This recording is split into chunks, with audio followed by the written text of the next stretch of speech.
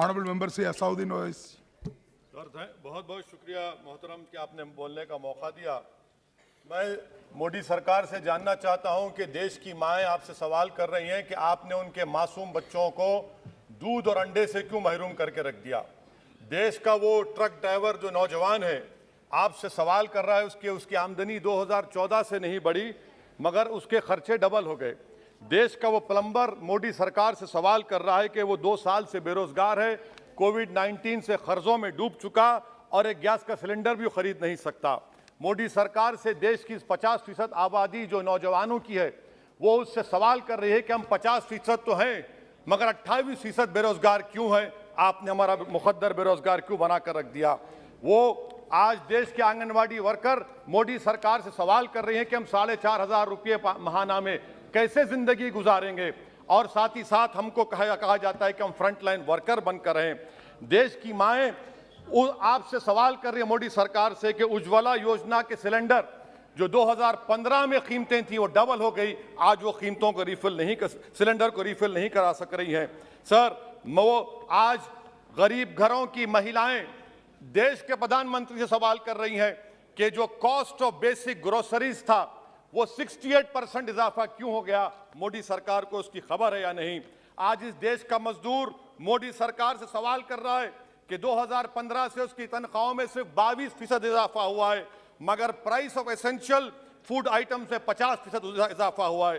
Sir देश का गरीब जो आज भूखा सो रहा है वो देश के प्रधानमंत्री मोदी से पूछ रहा है कि मैं रात में और मेरे बच्चे भूखे सोते हैं मगर देश में 215 बिलियनर पैदा हो गए, कब तक गरीब का पैसा बिलियनर को जाएगा, वो गरीब मोदी सरकार से सवाल कर रहा है।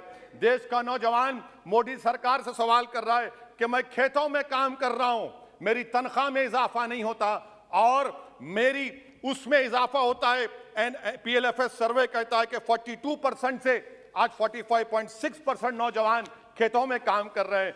क्या मोदी सरकार जानती है कि नरेगा में फाइनेंशियल ईयर 22 में 8 महीने में 90 मिलियन लोग काम कर रहे हैं। क्या यह इकोनॉमी अच्छी है या इकोनॉमी की बर्बादी को बताता है? क्यों आपने अब तक 15 रियासतों को 4,700 करोड़ रुपये बकाया नहीं दिया मनरेगा? सर वहीं पर एक फौजी टूटे दिल के साथ देश के प्रधानमंत्री से पूछ रहा है कि आखिर आपने 8 साल में देश की इकोनॉमी को बर्बाद कर दिया, इसीलिए आपने अग्निवीर को लाया। आज वो सिपाही का दिल टूटा हुआ है जिसने अपनी जवानी चीन और पाकिस्तान के फौजों के खिलाफ आंखें डालकर खड़ा हुआ था। आपने इकोनॉमी को बर्बाद कर दिया और अग्निवीर देश के नौजवानों को मुकद्दर बनाकर देश की सुरक्षा से आपने खिलवाड़ किया है। देश के मासूम बच्चे जो स्कूल को जाते हैं देश के प्रधानमंत्री से पूछ रहे हैं कि प्रधानमंत्री जी आपने हमारे किताबों पर पेन पर 18% GST क्यों लगा दिया। सर देश के इकोनॉमिक एक्सपर्ट्स प्रधानमंत्री से पूछ रहे हैं कि हमने कानून बनाया कि कंज्यूमर प्राइस इंडेक्स 2 और 6% के दरमियान होगा, आखिर क्यों वो 7% हो गया। WPI 15% हो गया। सर देश के 40 करोड़ गरीब से गरीब देश के प्रधानमंत्री को खुलकर जवाब दे रहे हैं और पैगाम पहुंचा रहे हैं कि इन्फ्लेशन करप्शन के बराबर है। वो 40 करोड़ गरीब देश के प्रधानमंत्री से कह रहे हैं कि आपकी सरकार में और यूपीए की सरकार में कोई फर्क नहीं है, इन्फ्लेशन उनकी नजर में करप्शन है। सर देश के वो गरीब आदमी जो 95% FDs में डालते हैं वो देश के प्रधानमंत्री से पूछ रहे हैं कि आपकी सरकार के गलत फैसलों से 7% इन्फ्लेशन की वजह से वो 3.5% पर एनम उनको लॉस हो रहा है। सर वहीं पर देश के गरीब प्रधानमंत्री से पूछ रहे हैं कि हम आपकी गलत पॉलिसियों की वजह से आटा, बिस्किट, टूथपेस्ट कम खरीद रहे हैं।